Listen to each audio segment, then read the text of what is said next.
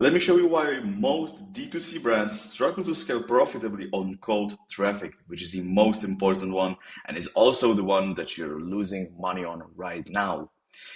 And I'm actually going to show you how to break through, how to fix this. But first, a little bit about myself. I am the founder of Pixie, which is a CRO and a funnel agency. I've been building e-commerce sites for 7 years now, and I audited and worked across hundreds of D2C funnels. Now, let's get into it. So the problem that you're living right now is that you're not stuck because you're doing something wrong. Yeah, you're stuck because the game has changed and you need to do something else. You need to do something differently. Right now, your scaling is just inconsistent. Right now, you're probably doing this. You're finding a winning creative, it will work, and then you scale it, and your ROAS are usually crashing. That is something that is absolutely happening to hundreds and maybe thousands brands at the same time right now. So you pull back, you stabilize, you try again, but with the same result as before. So you decide to test more creatives, always with same results, maybe faster because you decide to do much more creatives, you test more. And this all feels like a creative problem or like problem with your creatives, but it isn't. It's something else entirely. Second thing that you're probably facing right now is that you're drowning in options.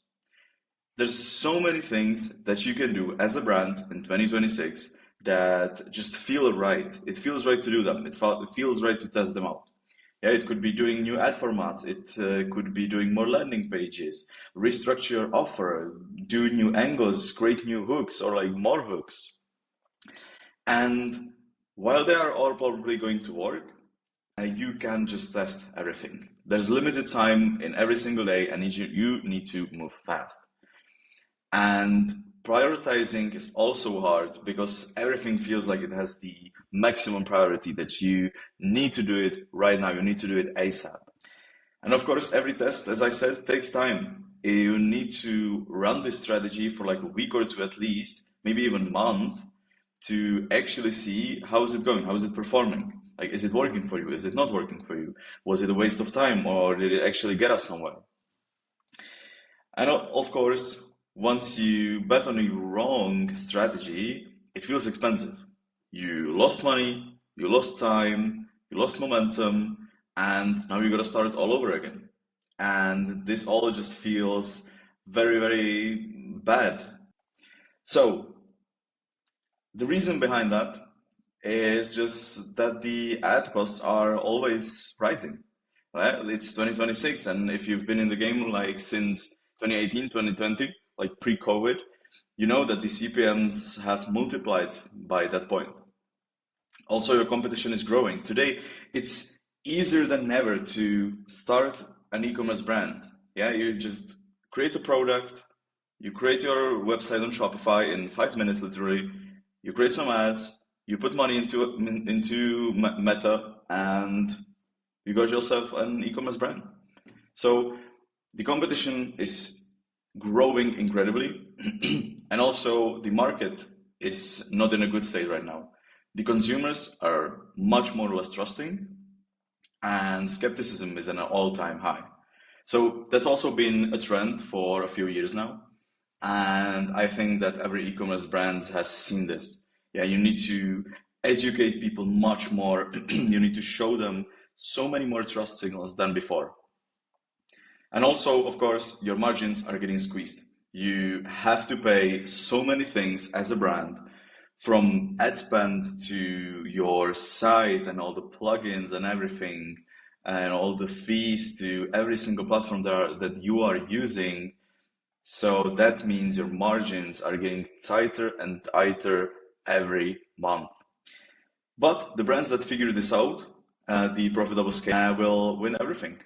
And the ones who won't, they will just keep funding their competitors' growth, because if a customer clicks on your ad actually and they don't purchase, you're just helping your competitors. Because you might have educated the customer or the visitor, whatever, and if they don't buy on their site, they are already educated. They are already deeper into the awareness stages, maybe about their problem, and they have a massive chance of finding out your competitor and purchasing from them instead of you. So you spent money, spent time to do something, but you actually made a purchase for your competitors. Let's talk about the myths that are like in this space right now. So the myth is usually that brands that reach $1 million per month got there by finding more winning creatives. And while that is true in some parts, and what I mean by that is that finding winning creatives definitely works, and it always will, and it will always be an incredibly important part of acquisition. But past a certain spend level, it gets much slower, much harder, and of course, much more expensive. The reason for that is that under like $150,000 per month, most of your traffic is warm or they are looking to purchase actually. Yeah, you have massive market that you're targeting, and some percentage of it is always going to be ready to buy right now, or is going to be really deep into the awareness stages. So that's why retargeting, lookalikes, and branded search really work.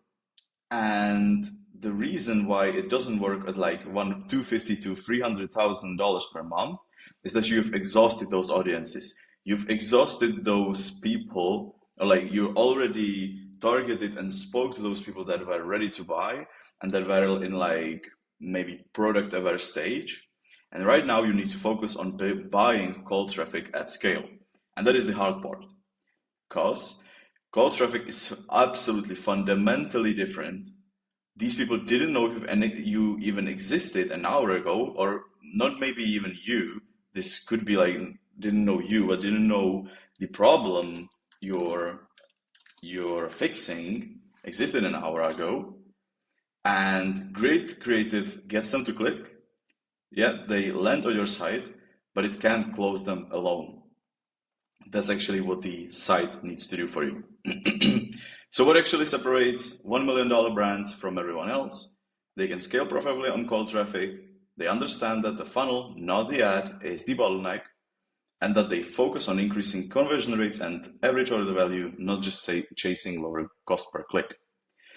And if we like sum it up, they know how to sell to strangers, which is the cold traffic. The real problem, you're using a warm traffic funnel on cold audiences. This is how most D2C funnel look like nowadays. So you got some ad creative, user clicks on it, and then they land on a product page or a collections page. I mean, it works. Yeah, it's like it's a baseline that has been here for years and years now. However, for absolutely cold traffic, it's not that performing. The reason for that is that you are instantly jumping into like your offer, into your benefits and everything, while your cold traffic is stuck in maybe a completely unaware stage, or hopefully at least problem aware, and they are not ready to see your offer yet. They need much more information to be convinced that they actually have a problem or how they should be solving their problem. Because for each problem the customer is having, there's like infinite number of solutions. And they need to believe that the one you're presenting to them is the best one. So much better funnel is looking like this. You have some ad creative again, and you lead to landing pages. Yeah, usually benefits led. And while is it much better than directing your visitors to product page, it's still not enough.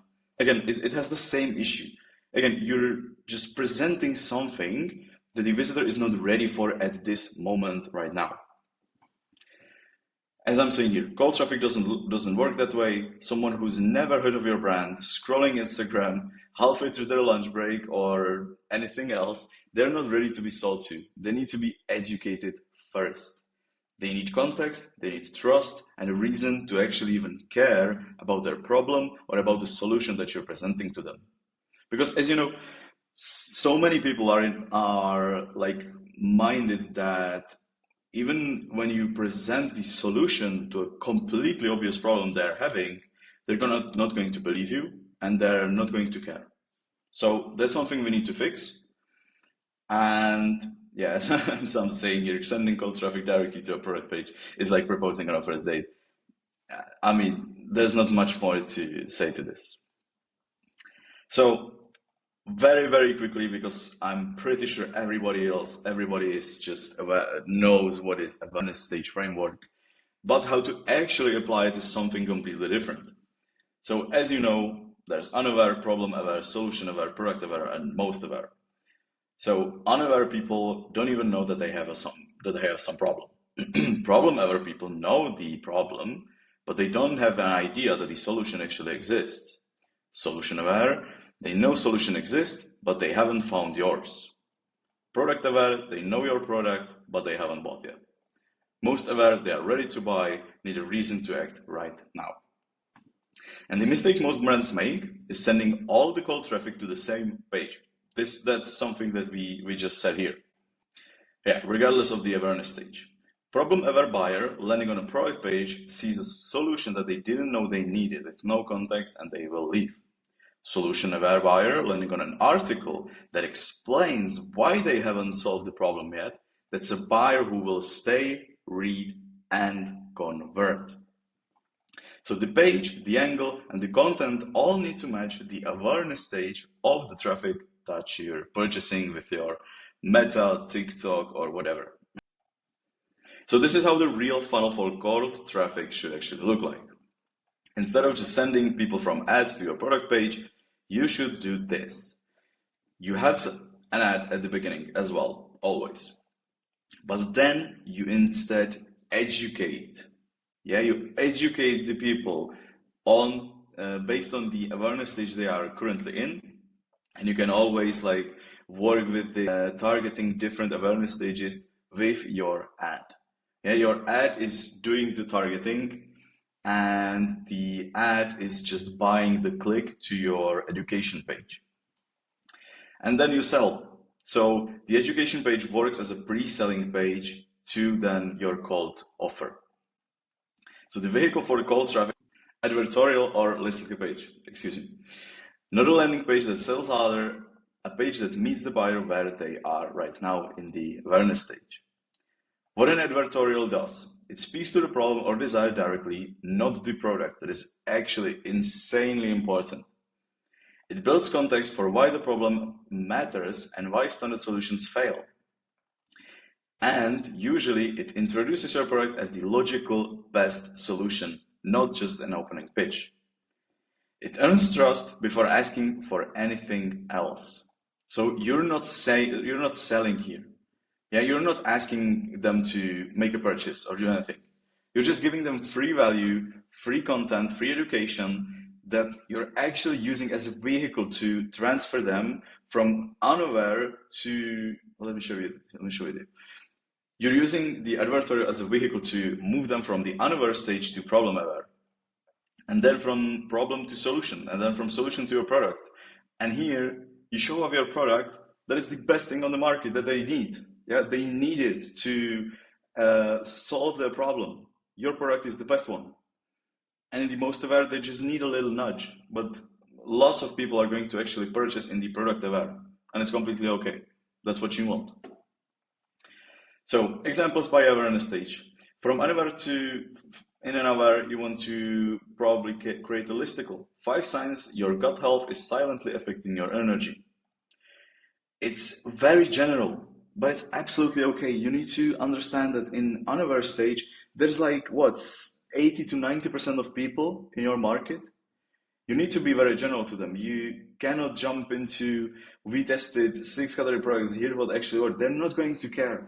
They don't even know that they have some problem. They don't even know that they have problems with gut health or with energy, my bad. So problem aware, you can create an advertorial, why most people try to X, still fail, and that's what's actually missing. For solution aware, comparison, or again, an editorial, we tested 6 category products, here's what actually worked. And here, this is a little bit cheeky one, where you could play around, it's a bit risky, I would say, but you can play around with actually showing your competitors as well, and just presenting your product as the best option. Because what are humans going to do when they see like comparison of 5 things, they're usually going to scroll for the best one. That's just how we work. Like, why should I buy the number 2 or number 3 for product on the market when I can just buy the number 1, and it's like right in my hand, like instead of because you wouldn't probably put a link to your competitors. You're going to put a link for your product. And once you're presenting it as the best one, people are naturally going to look at it first. And combined with a really good cold traffic offer, they have no reason not to purchase or to even look at any other competitors of yours. And for product or most aware, you can use finally your direct landing page with strong offer and strong social proof. The ad angle, the page format, and the content all change based on where the buyer is in their journey.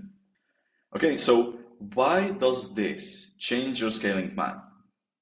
Now, when you convert cold traffic properly, your conversion rate on cold traffic goes up.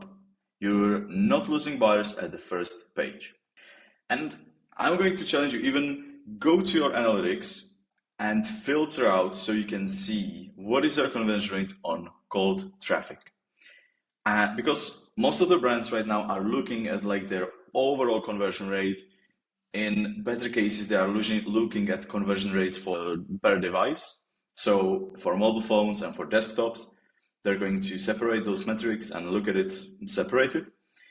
But I'm telling you, 99% of brands are not looking on the conversion rates for cold traffic versus warm traffic or retention. Your AOV is actually going to improve because educated buyers buy with more conviction and will buy more, especially if you're going to present them with the perfect cold traffic offer. That can include free gifts or bundles or anything that can improve your AOV. The most important one, your CAC will drop. The same ad spend produces more customers. But I need to admit, this journey might take a bit longer time. It takes time for your visitors to actually be educated, to be retargeted, and for them to purchase. Yeah, they need to go through your funnel step by step, and it might take some time. This isn't going to give you results on day 2. It might take a week, it might take 2 weeks, depending on your whole strategy on your funnel. But it's going to work. And thanks to that, you can scale into broader color audiences profitably. The important word, let me actually put it into bold. Nice. So you stop being dependent on shrinking pool of warm buyers to prop up your numbers. And that's what breaks the ceiling. That's something that allows you to finally scale past those 200, 250, 300,000 months and allows you to get much closer to $1 million per month.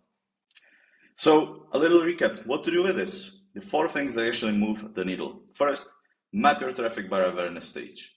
Where is most of your cold traffic actually landing right now on the awareness spectrum? Most brands are sending problem-aware buyers to most of our pages. That's something we already said. Then, try building 1 to 2 advertorials or listicle pages and start with your highest volume cold traffic angle.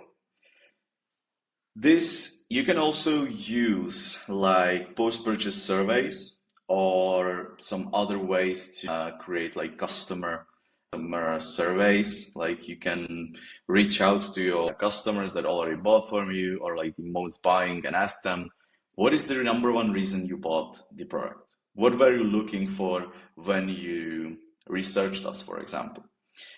And this will give you few different angles that you can then use in your funnel. So right now we're doing this for a supplement brand for women, and this is exactly what we did. We checked the post-purchase surveys, and we immediately got 4 angles that we can use right now. So we had like skin. They were scared about losing like their skin looking older. It was gut health, I think, and movement. Yeah, they wanted to like stop joint pain, muscle pains, because it is for aging women. The supplement is for aging women. So don't start with the product, start with the problem that the customers are looking for. Then match your ad angles to the page intent. The ad creates the expectation. The page has to deliver on it. Yeah. As I'm always saying, you need the ad and the page to work together, to connect really good, and then it's going to work much more profitably for you. A problem-aware ad must go to a problem-aware page. Yeah, exactly.